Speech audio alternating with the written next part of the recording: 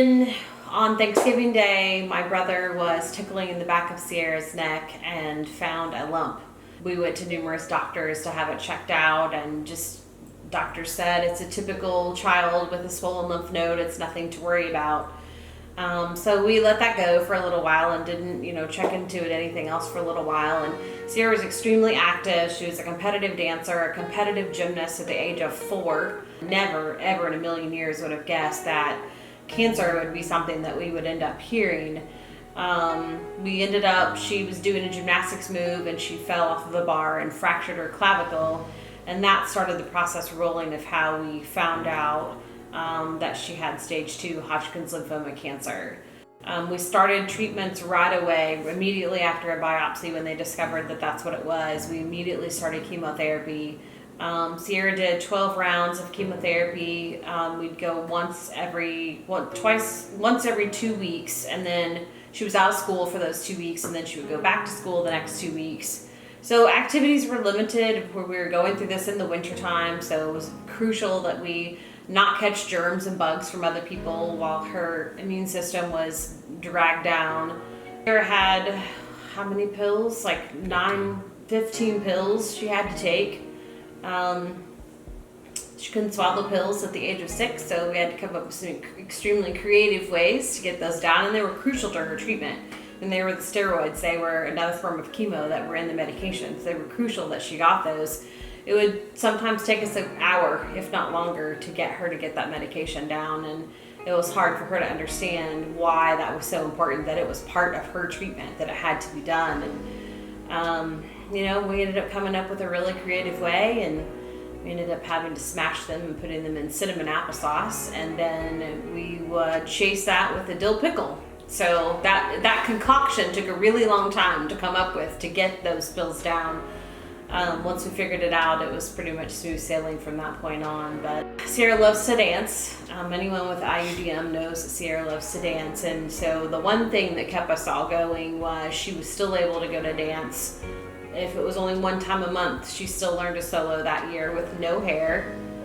Got on stage. We had to duct tape a headpiece onto her head to get on stage with, and we had to go to the highest point of the venue that we were at to do that because she didn't want anyone to see that she was having tape put on her head.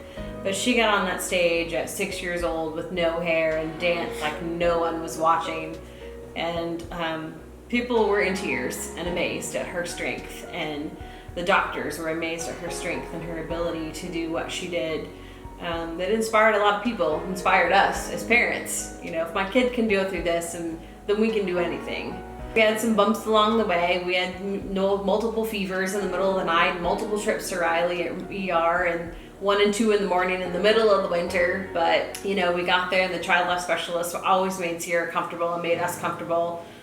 Those are always very scary times when you go to the emergency room with illness and fevers when you're in that situation. So it was great to have them. The nurses and the doctors were always amazing to us.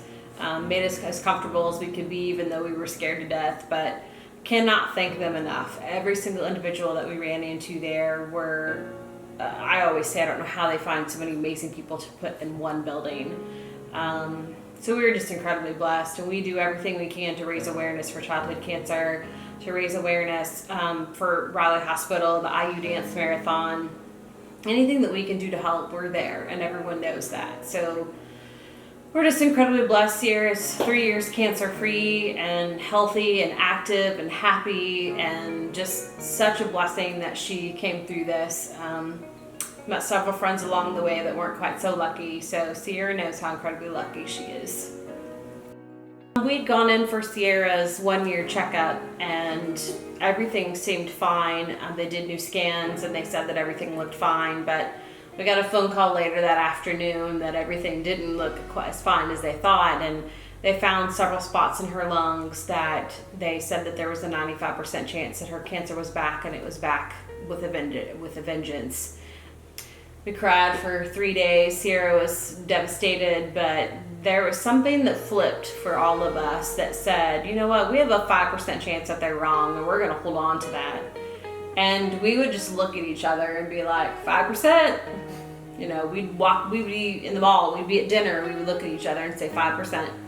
They did the biopsy, and there was a gentleman that we were in the waiting room, of course, and the surgeon came out and looked at us and said, I don't know what that matter is that they did the biopsy on, but he said it doesn't look like cancer to me. And he was a physician and a surgeon for 30 plus years, and the gentleman looked like Santa Claus.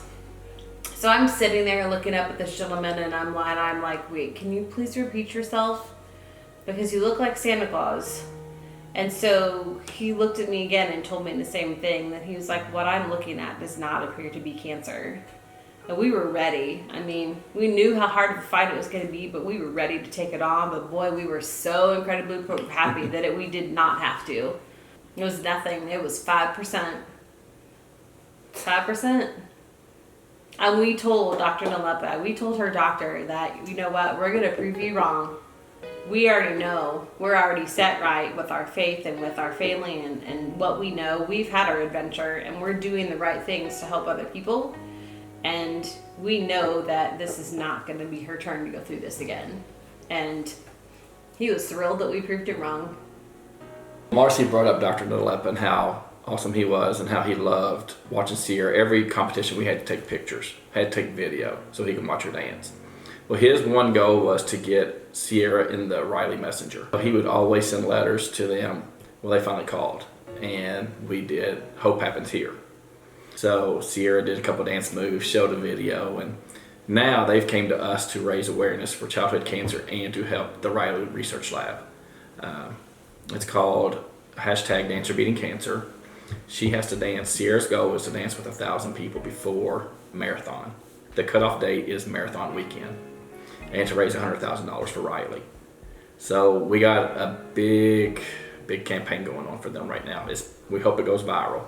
So it is a dance challenge. It's like the Ice Bucket Challenge. So Cierra will get on the internet and challenge you, and then you have to do what she does, and then you challenge 2 or 3 other people. So it's a 30-second dance challenge, and actually Riley had picked up the song. It's Better When I'm Dancing. We're going to go to Riley here shortly and do a whole day shoot there with her dancing with some of the patients. For how good they treated me, that's how I'm going to treat them back.